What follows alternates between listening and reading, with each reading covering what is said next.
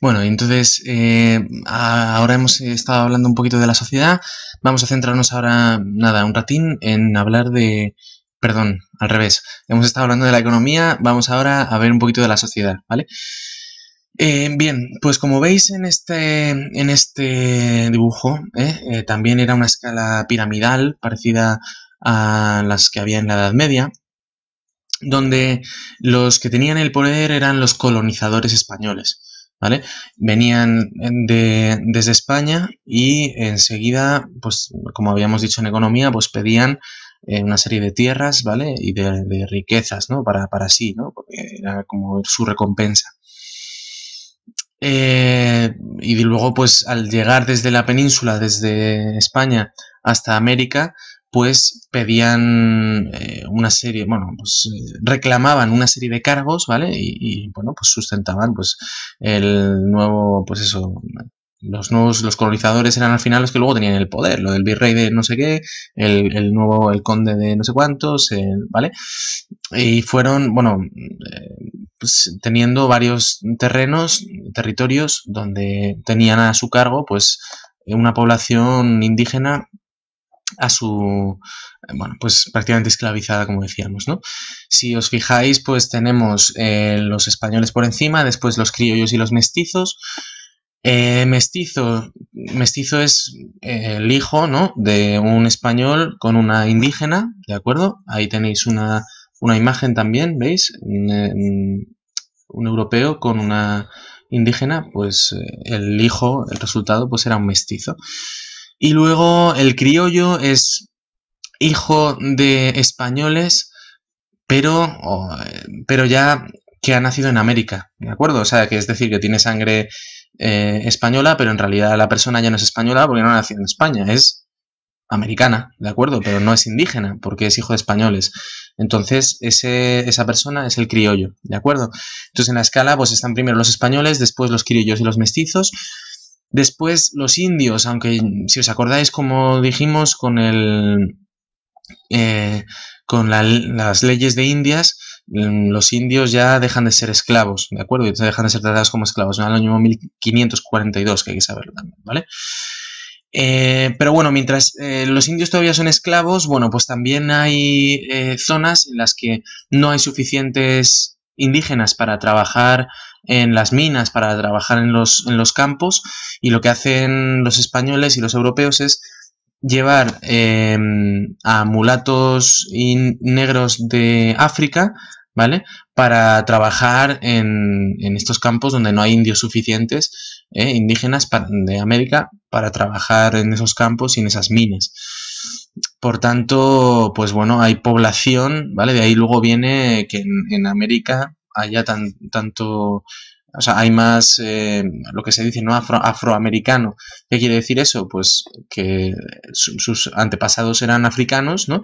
Que les llevaron de esclavos a América para trabajar en zonas donde no había suficientes indígenas, ¿vale? Población indígena. ¿Qué cambios estableció como sociedad la llegada de los españoles? Bueno, pues las ciudades pues cambiaron, por ejemplo, pues sobre todo porque dejaron de estar en imperios, ¿de acuerdo?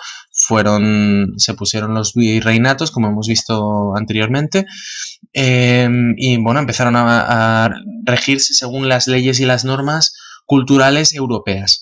Por tanto, cambia un poco el sistema que estaba basado, ¿no? Todo el sistema social.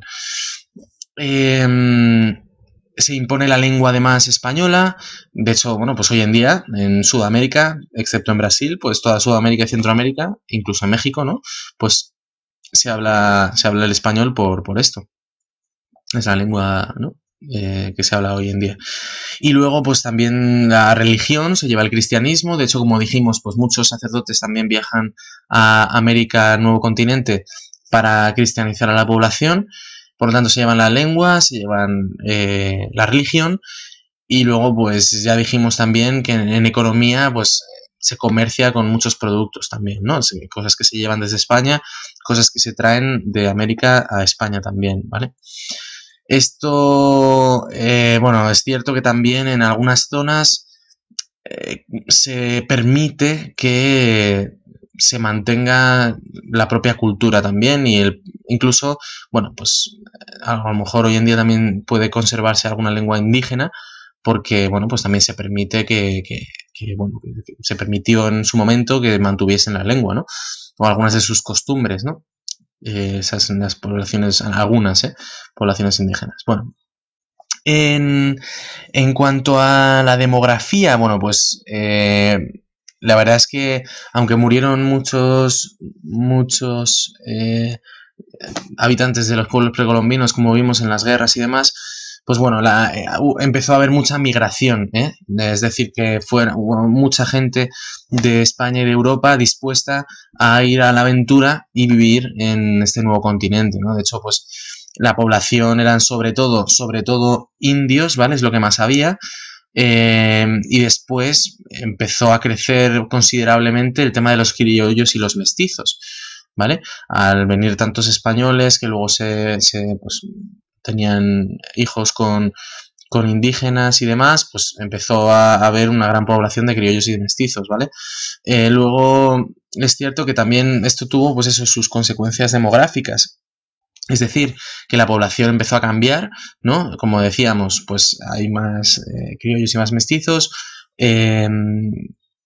También el tema de incorporar a los mulatos y gente de raza negra que proviene de África, pues esto también supone un gran cambio.